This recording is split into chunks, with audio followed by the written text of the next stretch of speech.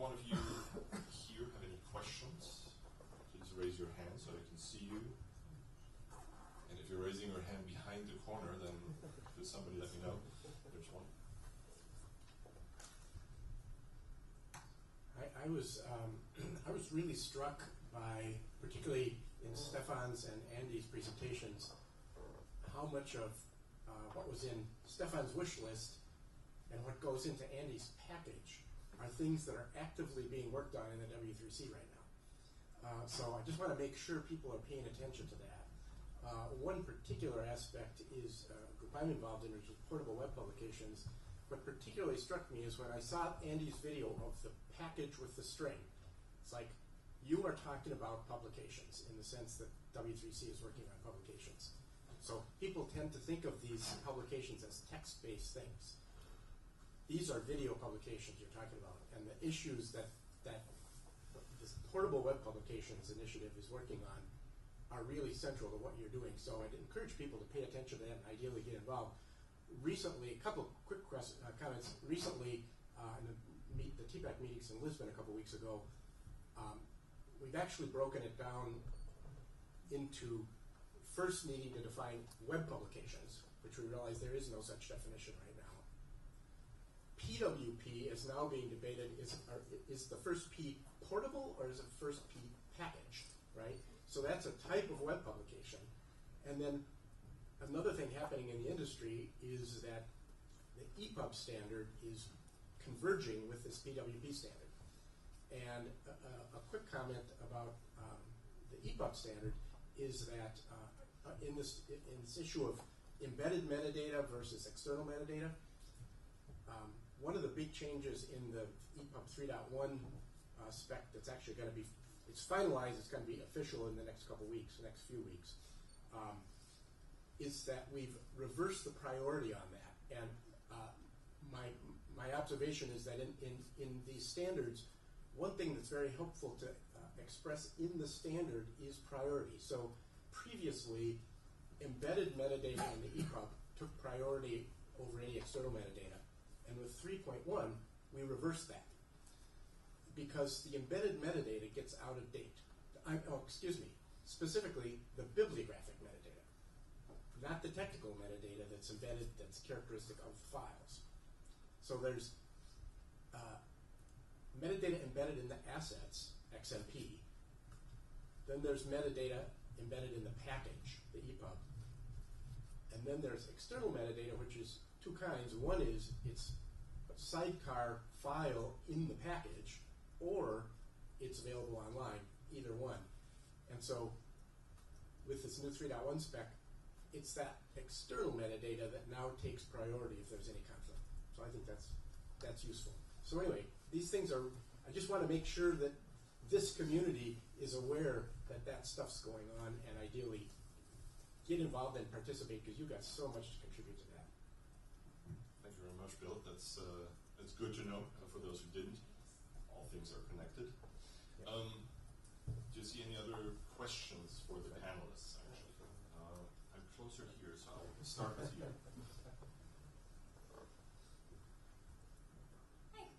Hi. So that was really interesting. Thank you to all of you. I know that one thing that Linda mentioned in her presentation and that we certainly discussed when we spoke was the desire for more kind of automatic metadata generation from transcripts or content-based metadata generation that could be generated from the content of the video through transcripts or other tools. And for Andy and Stefan, I was wondering if either of you had seen or used any of those tools in the work that you're doing right now, kind of out in the wild. Yes, to some extent. So one of the kind of, the obvious one becomes kind of audio transcriptions, right?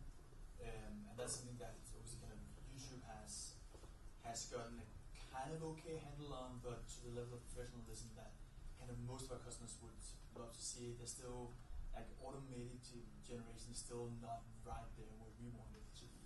And that might be because we're coming in from a kind of European perspective where language coverage is very different from just having coverage of American languages.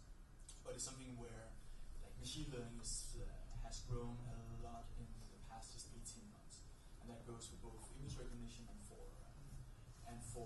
audio recognition. So So whatever Google has done, TensorFlow, a lot of the stuff that Facebook is doing and is being open sourced is actually something that we're looking quite actively into. And I've spent some time going to conferences over the past like 6 months just to kind of get a sense of how we're going to approach this stuff.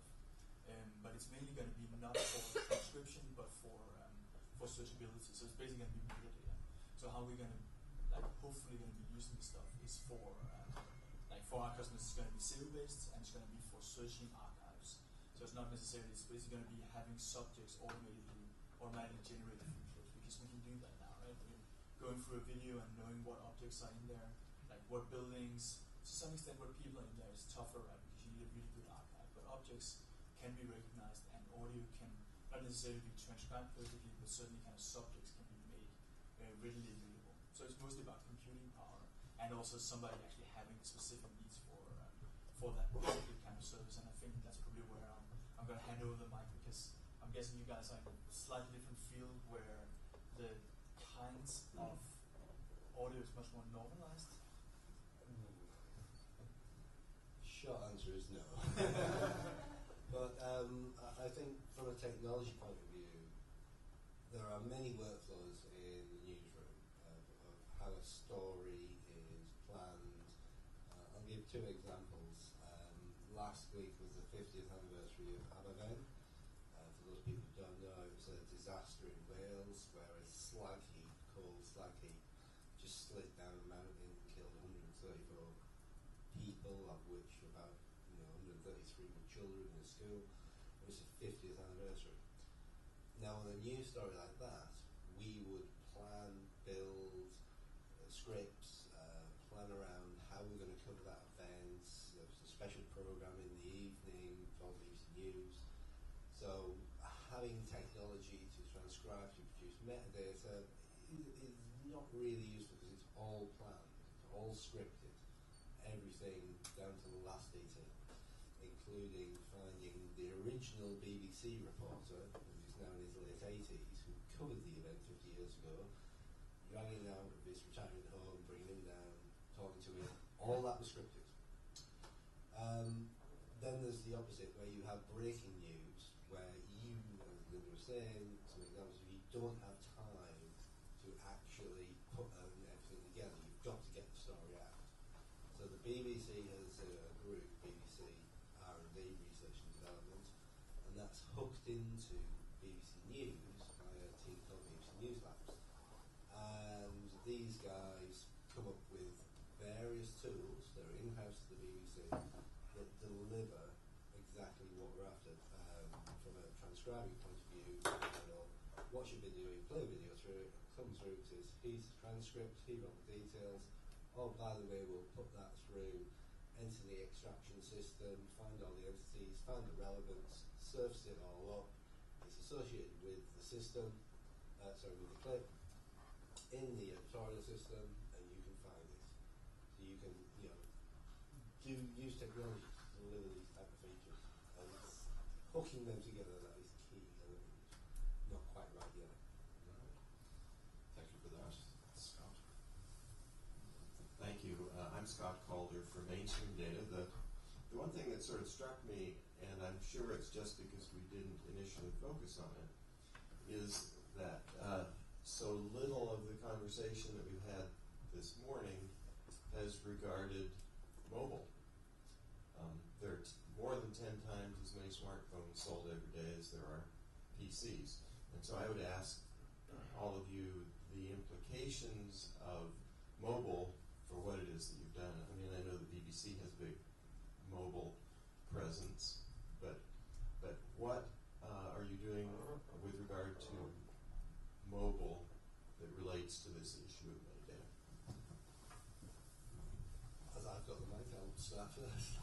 You're absolutely right. Mobile is, I'm not going to use the term critical to the way we deliver news and create news, but it's, it is the next thing. I mentioned briefly, it's not just TV. We do it in the newsroom. If I tell Hugh Edwards that, he'd probably have an argument with you, but we've recognised it in BBC that the platform we deliver news to, and we were obliged to do this because we're a public broadcasting company, is extremely important. So I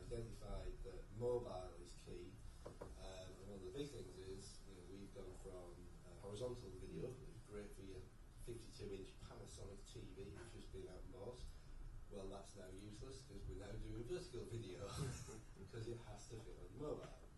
There's those people who say you can always flip your mobile to watch horizontal, but that's beside the point. And to that end, and I'm sure there's some technology I can show you, but I've got the BBC News app on my phone, and it's the beta version where there is a section that takes the top videos on the current app and on the current webpage, and it's a new thing called Newsstream, and it's 10 curated news items that are vertical video. They're meant for mobile. That's it. They're only meant for mobile. So we know that we're addressing, or we have to address, the fact that everyone, not everyone, but the majority of people, or the growing majority, are moving to mobile. So it's something that we recognise, and we are creating content for that. With regards to metadata, dare I say, it's not more important for mobile, it's as equal importance. I think metadata should be platform agnostic. It's with the asset, it's with the package, it's what you create. Where you then distribute may use that metadata. In my example, we've got the Reuters clip, can't put it on the internet. Well, what does that mean? What does that mean? Let's figure it out. Stop it being sent there. We're obliged not to distribute it there. So I don't see it being tied up with metadata at all. But the delivery of content to the various new platforms is critical in any news organisation. Yeah, I think to a large extent, I agree on the metadata point, in the sense that that's kind of something that's primary, or something that's being worked on in different ways in different spheres. Where for mobile, where that has an effect on metadata, it's more about kind of what is the mobile experience that you want to give to people. That's obviously a lot of what we end up doing and kind of enabling our customers to do. I think at this point it's like 30 or 40% of all video playback is actually done on mobile, and that's something that's growing. So we're going to see the tipping point in November on our own platform, I think, in terms of getting to a point where mobile is driving more traffic than desktop, even with the numbers that you mentioned. But that's much more about kind of what is the experience that you want to get on mobile in terms of relationship between content being shorter, content being more clipped, and I think metadata has a huge impact on that in terms of searchability, discoverability, in terms of flow from swiping to the next piece of content, recommendation, that kind of stuff. So that's something that metadata enables, but systems need to basically apply for, and designers need to design for mobile experiences around. So it's a key component, but I don't think, as you rightly say, that metadata kind of changes. It's much more about having really good metadata that enables us to do different experiences in different kinds of contexts. Well, I both agree and disagree to some extent. As far as there are pieces of metadata that have to be changed, like the length of the title. I mean, somebody has to come up with an alternative title so that you know exactly what it's about, but perhaps don't have 3 words to describe something, or 5. You've got 1. There's just not the space, and so the metadata to some extent does have to be changed. You'll have an alternative title, for instance, or you'll have you might even have a field called web title and mobile title. So there is a lot of changes for mobile in terms of the actual fields, and adding fields and offering alternative fields. So from that point of view, I'd say yes. And then just to say, is a piece mobile aware, or is it best for mobile, so that you could say use this on mobile, and there'll even be screen designations, new terms for yes, this can go on a 7-inch screen. Don't send this out to this X device. So from that point of view, I think there are some differences in additional fields, but in terms of descriptive metadata, I don't know that would change. Thank you. We have 2 more questions, and I'd like to. Andreas, could I just make a comment to follow up what Bill said as far as the stuff going perhaps to the W3C? So in terms of rights, rights is an area that's actually being actively worked on, and the IPTC is very involved in this.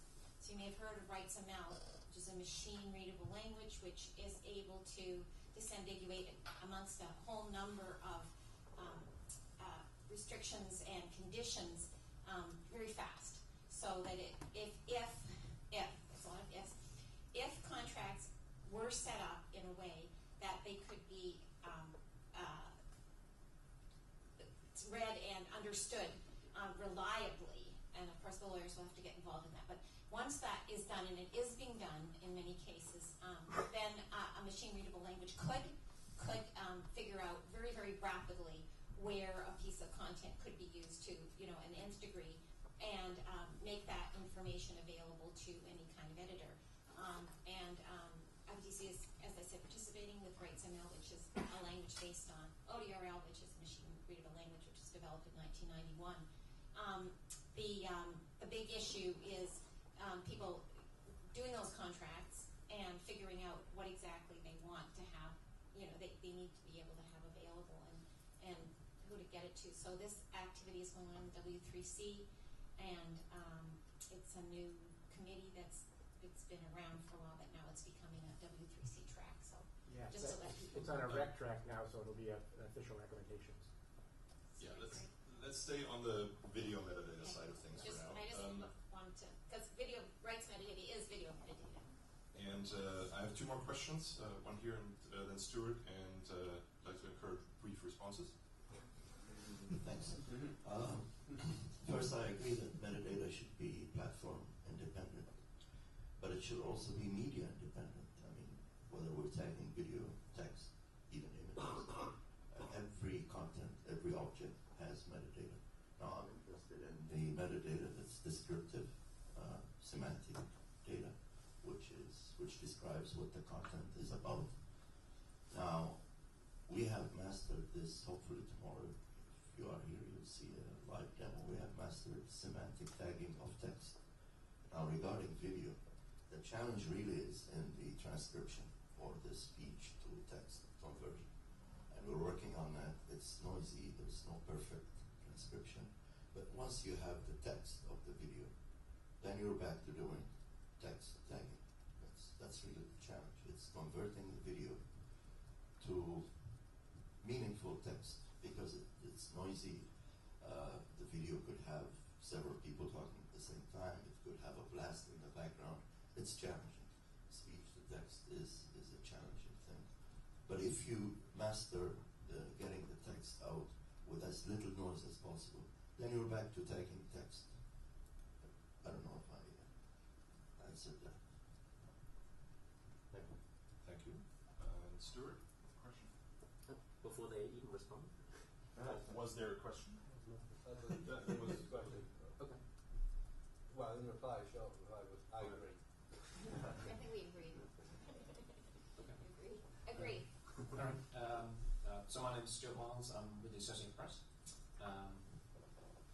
Originally, I came from a text background. So my question is about versioning of videos and versioning of metadata. So originally, I came from a text background, and when I first started to work with video, I was told we don't version videos, which I found strange. Then I started to understand it, where I'm like, okay, yeah, the videos are so huge. When you create a new video, it might be the same or somewhat different, and so yeah, it doesn't really make sense. But now I'm back to no, we really should version things. And in fact, as we were talking about earlier with mobile video and the sort of variants of videos, and clips of videos, and turning videos into moving GIFs and so on, they're sort of all interrelated. And so I think that maybe now I think that there does need to be metadata that binds all of those different versions of videos together. So I guess my question is, which version of me was right? Was it the original version that we should have versioning, or the one that came after that? I was like, no, it's too complicated, that these things really are different. I can start because this is a hugely complex question, because of course there are versions, and actually those versions are becoming more and more prevalent. I mean, that's a lot of my list in my presentation, basically just how do we version different content for different places. So two very common concepts for versioning content on 23, kind of what our customers are doing, is recording a live stream. So that's going to be like a meeting of 6 hours with a lot of different people talking. There's going to be one version of that is, hey, you're going to sit there and listen to people for 6 hours. And there's going to be one where there are kind of cut downs to individual speakers, and there might even be a highlight reel of the most prevalent points in the slides, whatever. Those are all versions of the same thing, something that's happening a lot. And we want to be able to track the different kind of clipping down of those things in order, not necessarily to do good metadata, but to do good experiences around that. So that's basically about having, if you like this speaker, you probably also will like this speaker. And obviously the same content is going to be shown in different contexts, also meaning that we want to be tracking analytics around different pieces of content. Second bit is versioning for different platforms. So same clip goes out to Facebook, goes out to YouTube, goes out to Twitter, and are used on your own platform. It's going to be the same content, but in some cases it's going to be shorter. In some cases it's going to be more narrowly clipped, just to kind of make it more engaging on Facebook, for example. Again, the same piece of content. We do have analytics data that shows you how people are engaging with specific parts of the original video on Facebook as opposed to YouTube, and that is really, really valuable information in order to optimize how you're going to publish content the next time around. So it's a huge challenge because it's a very technical one, right? Where yes, we have some relationships between the original file and those versions. How do you have metadata protrude from the original source back to the copies, duplicates, and how did that come back to the original source? That's one. And how do you tie those relationships, and how do you then untie them again, because it's suddenly turned into a different clip that you don't want analytics to be kind of protruding of all those kind of different versions. So that's not an answer, that's just me listing different complications of it. But it's obviously kind of a validation of the fact that versions of video is something that's becoming more and more prevalent for us, and I'm guessing for all of you guys, right? Because your example of different rights is just, we have 8 different clips flowing into the same clip with all different versions of that. Like Stuart, I started in text, and I was of the same opinion. We don't have versions. I've just realised it's now my 27-year anniversary working in news. And many, many moons ago, I'm very used to the practice of text, version 1, update 2, very, very common. And then moved into stills or pictures, photos, and you have one version of picture. Then moves into video, you got a little bit more complicated. But I agree with Stefan, there are versions that you have driven by the platform you're sending that to. Now you might want to use the term variants into the video, but versions I think serves just as well. In the traditional text sense, it's not really like that. You can update a video. But on saying that, you may have more video. So the package that you're delivering or being receiving or published may have a new version. So it is a difficult one in some respects, but I do think there is versions of video where you could also use the term variants, and how you chop and change what parts you use, because it's, with text, as I say, and with stills, it's just one thing. With video, there's lots of things potentially that last over a period of time that you need to consider. Although I think with images, one might argue that there's one sort of master image and multiple renditions. Yes. I mean, I think you could apply the same to video as well. You have a master video and you use a rendition from it. I mean, that's certainly the terminology that I'm finding much more useful. When you think of a version in text or the version of the metadata spec or whatever it is, it's a number. And you might have a new version of an article because somebody's added a correction, things like that. But in the video world, usually the term is like rendition. And then I think that when you change it, when you take a 6-hour meeting and turn it into a few clips, that those aren't the same thing. They related. They should have some inheritance, but I don't think that's the same. I don't think that's a version of that thing. It's version in the English meaning of version. It's not version in the meaning of a term. So it's all back to terminology. But I don't think you can't use the same word there. But maybe somebody will prove me wrong. A short comment regarding the video metadata hub.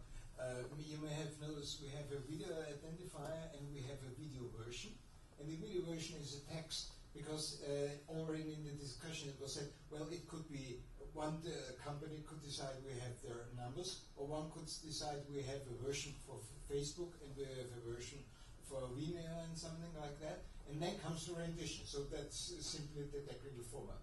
So actually these variants of versioning would be covered by now.